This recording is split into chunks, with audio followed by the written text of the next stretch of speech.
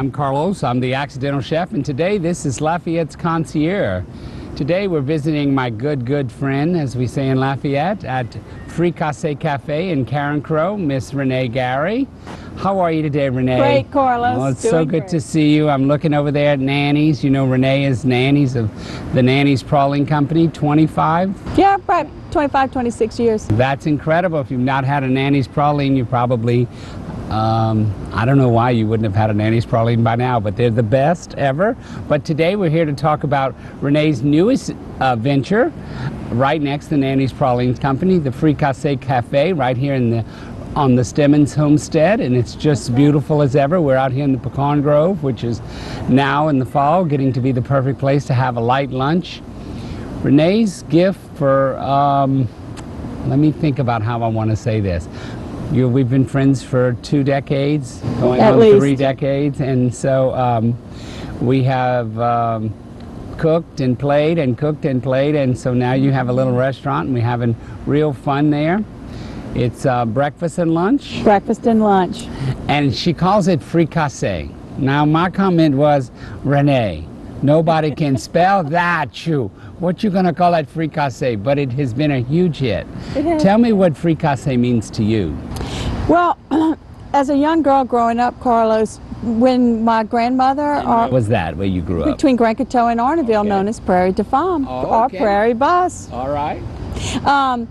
Growing up, when my grandparents, my grandmother or my mother made fricassee, it was a roux. They started with a roux, and it was a thick gravy, you know, and they would make meatball fricassee, chicken fricassee, and that's what we ate. But you know, as I got older and in my later, more adult years, I got away from Prairie de Femme and I learned a little bit about cooking, because we love to cook. I learned that really fricassee is a braised meat. Correct. And it is not with a roux. That's right. So, but I love the name, and I loved the fact that it was somewhat controversial. Okay. You know, and I guess the rebel in me, you know, it's like, okay, well. You have worked in a restaurant before. Growing up, I did. My parents were Fat Albert's Fried Chicken franchisees. Okay, and where was that? There was one in Grand Coteau, and there was one in Arneville. I love me some Fat Albert's Fried Chicken. Oh man, it's the best. It's the best. Still the best. There's one on Lost Street. It's still rocking, man. I still believe it. I love it. You know, because you know when you said the fricassee with the roux, and we had this conversation when we were I was helping you develop your menu, is that in my mind, you dredged the meat in flour and fried it, and you got that thickening from the residue from frying the floured meat, and that was my understanding how your fricassee got. That's more, you know, that's the traditional Cajun way, but it's not the true French way. Right. So, but you know, hey. But, I mean, not making a roux, but the flour that's left over from frying like that. So yeah, all right, well, great. So what's a typical lunch at Fricassee Cafe? Gosh, we have our go-to lunches, like for the fricassee, we try to have at least 2 fricassees. One traditional, Cajun traditional fricassee, and that's usually meatball fricassee. Try to have that at least every week because it's a huge hit. And then we do chicken fricassee, which is the French way, which is a beautiful braised chicken breast. Correct. And I think I had it last week. You did, and that is also a huge hit. That's so beautiful. You know, in my thought, when eating it, I thought, well, this has almost got an étouffée kind of. It looks a lot like étouffée, but you know, we put a little bit of tomato in our étouffée, and there's no tomato in this. We use our seasonings and paprika. Kind of gives it the color. So tell me, what's been the most interesting thing about building a restaurant? Because you've worked on it for a year before I think you got it actually open, and now that you're open and very successful, and so tell me, what was the one thing that was the most surprising to you in this enterprise? Because you're such an entrepreneur, so I'm sure there were details that you weren't expecting? You know, Carlos, I don't think I really, you know, that's a great question. I hadn't really thought about it, but what came to mind really quickly was that Eddie and I have always been in the wholesale business, and you know, we've made some acquaintances on the road, but in the few months that we've been open, we have really bonded with this little community. Though we've been here for 26 years, we've bonded with, I mean, we have friends. I mean, you know, on the weekends when we're off, you know, we've made friends with the regulars. The regulars come in. You know, when Norman comes out of the kitchen, they all yell, "Norm!" You know, so, you know, it's just been really interesting, the social aspect of owning a restaurant. It's really cool and a lot of fun. Awesome. Yeah, because your business with nannies is certainly not all in Karen Crow. No, it's that. And that's just been really great, that distribution that you have been able to achieve, and then add those other products, particularly that ginger plank, which is one of my like favorite. them apples. I love that. That's pretty good. That's big old school, and I love that. Well, the other thing I wanted to ask you about, Renee, was what inspires you to, like, because every day you have to bring it. You have to have a great meal every day, because it's going to be somebody, or hopefully lots of people's first experience at Fricassee. Yeah. So how do you get daily inspiration to keep that menu fresh and alive? And well, first thing, quit taking Lunesta so I can stay up at night. Just joking. I have some awesome books, Carlos, that I bought while we were doing the research for this restaurant. I bought a lot of the Culinary Institute of America textbooks. I bought Cordon Bleu textbooks, you know. It's a dream of mine to be able to attend one of those cooking schools, but you know, unfortunately, you know, life gets in the way. And well, you're getting a lot of cooking experience here. No joke. That's it. But it's a lot of fun. I enjoy it. I can tell you, separating an egg with one hand isn't all that. That's true. That is true. Or learning how to chop, you know, the correct way to use the knives and all of that. But Norm. Right. That's the best way to use the knife. Yeah. But it's been a lot of fun, Carlos. You know, we've only been at it for, I don't know, May, June, July, August, and now September. So what's that, 4 months? Yeah. But it's been great. Really a family restaurant. I see Eddie in here all the time. And of course, Charlie, your son, is your chief waiter. Yeah. He sure is. He's doing a great job. I'm really proud of him. He's such a big man. He is. He takes great pride in the restaurant, and he's made a lot of friends here too. Great. That is so awesome. So awesome. So tell me what else you did to expand your menu. It says on your sign, Fricassee and Cafe and Bakery. Ah, well, I originally thought that I would be able to do a lot of the baking myself. I do very little now, and I found this incredible cake guy. Okay.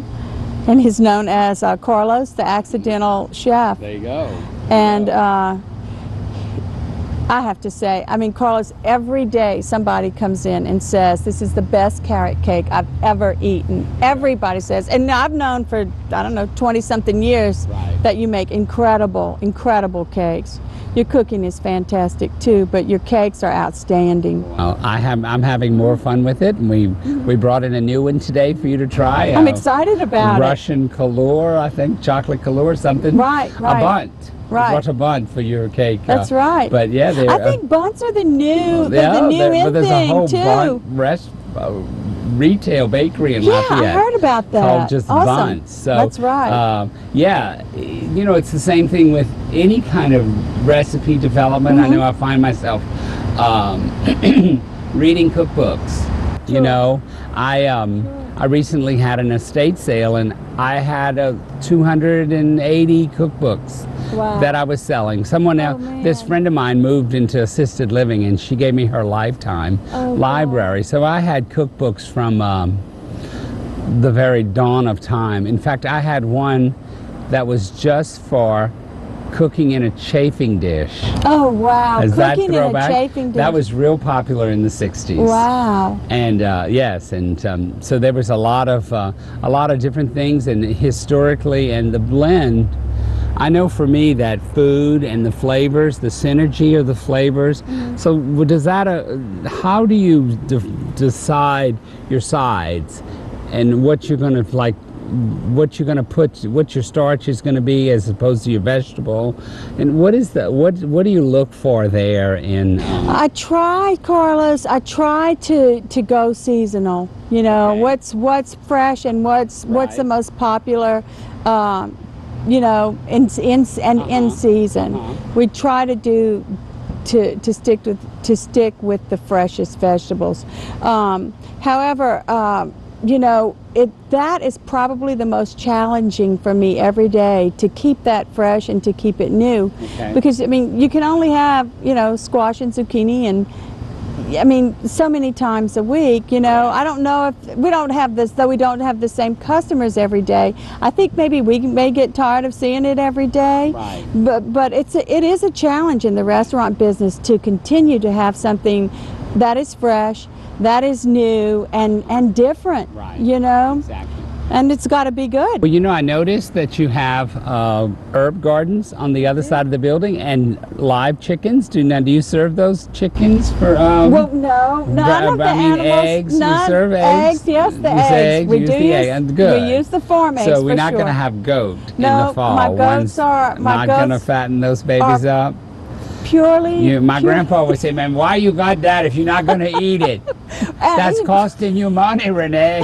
It is. But we love having the animals on the property. I've loved animals my whole life. My children love animals, and people come with their children and just go out and, you know, visit the animals, and it's kind of what our vision was in the beginning. Yeah. No, and it's kind of, so you think we could say you do a kind of a farm to market kind of thing? Do you do a lot of local produce?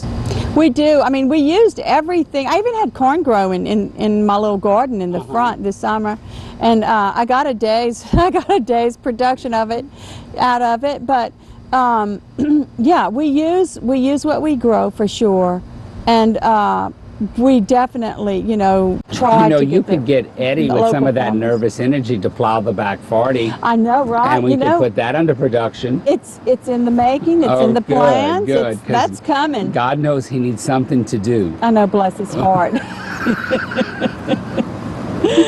So, no, actually, Carlos, we are talking about maybe this spring, you know, plowing up some of the land back there. there. There's no reason not to.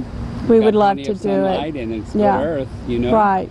It's I didn't been get in my the family okra a this long year. time. Yeah, this is the Stemmons family homestead. So Ed's grandfather was a local blacksmith and a longtime police juror here in Carencro. This is their property, and we've been blessed. You know, Ed's parents have allowed us to. We actually lived on the property when the children were small.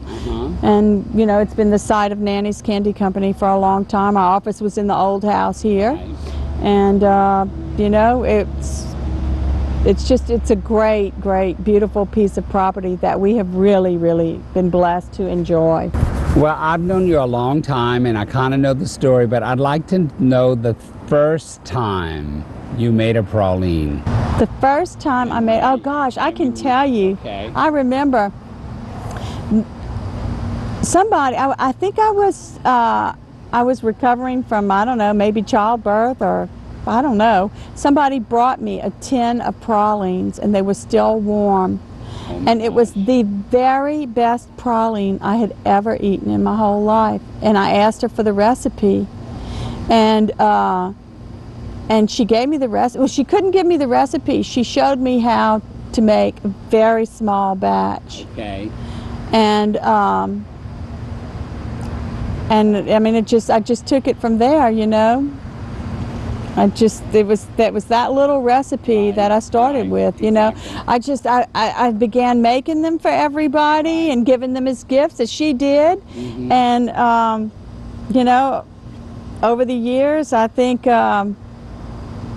know, just giving them as gifts, and they were good and people liked them, and one day I think we decided that we could sell them, and you know, the rest is kind of history. Good deal. Good deal. Yeah. Awesome. Well, they are delicious, and Thank you, I Paul. love the chewy. Yep. I love the chewy. Yep. That's those Texas people. I said, well, whatever. I don't mind eating them. I They're like good. them. I They're like great. them a lot. They're actually my favorite, but I mean, a the classic praline is the praline. Is the original pecan praline. That's exactly right. We just merged with a tour company, and they were asking me if we could get them to give to our tour guests that come in. We have tours from all over the world coming to South Louisiana. So that's great. It's been awesome to do that.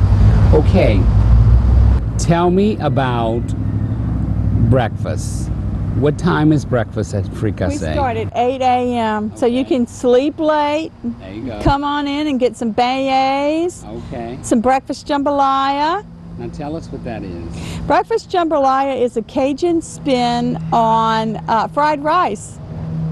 We use, of course, rice, but we use Richard's smoked sausage, pure pork sausage, and Richard's tasso. And kind of fry the rice, saute it, fry the rice, and stir fry. And fried rice, I mean, oh my God, it's good. And some little country eggs. My favorite thing was scrambled eggs and rice, so I'm sure it's delicious. It's good. And do you do any other sweets besides the beignets? Do you make cinnamon rolls or other pastries for the breakfast? No, we do the beignets, and that keeps us pretty busy, Carlos. I mean, it's just we don't have a lot of time in the morning because we transition so quickly into lunch. But yeah, the beignets, the jambalaya, we call it a breakfast 1, 2, 3. It's eggs any way you want. You can your choice of biscuit or croissant. And 3 and a meat, bacon, sausage, or ham. So, and it's a hit. Great. So I know the other thing I had the other day that was really good was the soup and sandwich. Yeah. Tell me about your sandwiches. Okay. Well, over the years, po' boys are just, I mean, are a staple. I mean, there was never a question whether or not we would have a po' boy. Right. And it's really, really hard to find a roast beef po' boy that's real roast beef. Everybody uses deli meat for roast beef, you know, and I'm like, gosh, we're Cajuns. I mean, okay, that's like from a deli, you know. We like our hot meat. So we use certified Angus roast beef. And we roast it. We carve it. It's beautiful. We make our own beautiful gravy. So you mean your roast beef's not iridescent when you slice it? I promise. Je garantie. That's it. That's right. No, it's beautiful roast beef. And we use Champagne's Bakery in Brobridge. We use their French bread, which is delicious. Bread makes all the difference. It does. You get a little cup of au jus with it. And it's a beautiful sandwich. And we run the sandwich on special. Like you can get the roast beef po' boy with a cup of corn and crab bisque. And you know, it's a half. You know, we offer it half or whole. So it's a good little lunch. Well, tell me about your bisque, because I overheard a chef having lunch at your restaurant saying it was way better than his, and he was a head chef at a major restaurant. I won't say the name or can't save him from embarrassment. But he said it was the best he'd ever had. Tell us a little bit how you achieved that, especially about the corn. I know, yeah. Well, everything is fresh. You know, we don't use anything that's frozen to start there, and we use Louisiana Blue Point crab meat. So that's. I mean, oh my God. You know, the corn comes in fresh once a week. We shuck it. You know, we get the milk from the kernel. You know, and all of our ingredients are fresh. You know, fresh cream. We use real butter, you know, so you mix crab meat, butter, cream. And that's... Can't miss. You can't miss. We're very proud of our corn and crab biscuit. It's everybody's recipe. Everybody, I think, has the same recipe, Carlos, around here, but it's just fresh. So that makes all the difference. And what is your source for your crab meat? Is that we actually sometimes we have to travel on down to the coast to get it. okay? But I mean, we get it. You know, we've been very fortunate to get it. Yeah. And so, you know, like we say, whoever has it, in get it. Vermilion Parish, that slept in the Gulf last night. That's right. Almost. for Almost, sure. huh? That's Yeah. great. That's great. Well, if you could say anything to your customers, because you know this is going to go global. That's right. And viral any time fingers now. crossed. Exactly. You want to tell anyone who has not had the good sense to have lunch at Fricassee why they should, and just extend that sort of, because I think that's for me is I feel like I'm in your home. I've come over for lunch and you're going to make for me, and it's not unusual to see you bring the food to the table and interface with your customers, and I think that's a nice touch. And so what would you like to say to all those people, potential customers? Well, first I'd like to say thank you for the compliment, and I really appreciate it. Some of our regulars, you know, have said the same thing that you said, that they feel at home, and I think that that's the greatest compliment, you know, that especially a new restaurant can get. There's no pretense here. I mean, you know, we have framed cattle sacks, cattle feed sacks on the walls, you know, but there's no pretense. Though we do give very good service, I'd like to say. Okay. And that we strive very hard every day to bring a very fresh, different, and delicious meal, you know. And perhaps the most important thing I'd like to say is, you know, if there was any misconception about what Fricassee was in other people's minds, was that maybe we were a plate lunch place. Right. And we're not. You know, we try very hard to be a little different. You know, not so different that we scare people away, but just to be a little different, and to have you come in and enjoy, you know, what we have to offer. Something a little different. Great, great. Well, we're at Fricassee Cafe today in Carencro. We're loving it. We're on this beautiful patio area where we eat, and you can be outside. The first time I ate here, I ate out on the patio. I really love it. It's not hot, you know. By now you should be over the heat. And so, but at Fricassee, you will always have a wonderful meal, and it will always be fresh. I can say it's the best food that I've tasted in town. Someone walked up to me while I was waiting to interview Renee today and said, well, this really must be good if the chef's eating here. Well, you can be sure that the chef is eating here, and the food is really good, and it's really fresh. It's whatever you want it to be. Chef, you need it to be plate lunch? It's the blue plate special. If that's what you need, we can make it a plate lunch, or we can make it any kind of thing you want, and we can even make it to go. That's right. We just love it. Renee, I thank you so much for letting us come here, Danny and I, to interview you and to let Acadiana know that there's a new wonderful place to eat. The food is delicious, and it's always fresh, and I appreciate that, because I don't like institutionally packed food, and I have, for the last 15 years of my customer knows that my food is always fresh, and it makes all the difference, and it's made by hand when you order it, and I think that's all the more special. That's right. Again, thank you. I'm Carlos. I'm the Accidental Chef. You've been watching the Lafayette Concierge, and we're at Fricassee Cafe in Carencro today. Thanks, Renee, again.